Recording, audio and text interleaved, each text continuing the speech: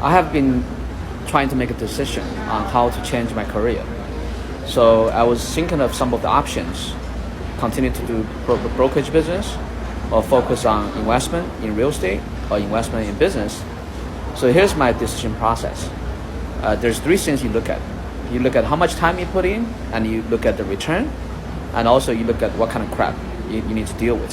So for example, let's say if I was to continue to start a brokerage business or grow my brokerage business, I'm gonna have to put in a lot of time, a lot of energy, a lot of times.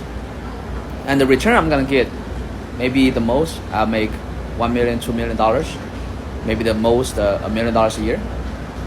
And the crap I'm gonna have to deal with is a lot, because the brokerage business, when you try to grow it, is very intensive. It's got a lot of work.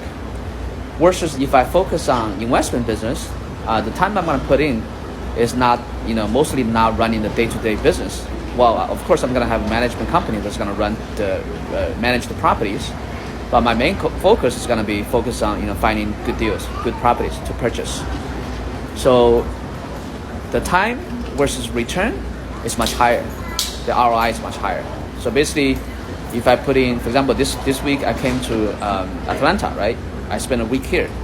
If I can find a good deal, potentially I can make anywhere from $5 million to $10 million. And the crap I have to deal with is much less versus growing a real estate brokerage.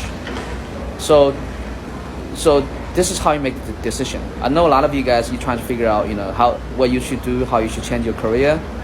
So if you're undecided, you should ask yourself these three questions, right? Number one, how much time do you need to put in for that endeavor you're gonna take on? Number two, how much money you're gonna get in return for the time you put in? And also how much crap you need to deal with. Follow my TikTok.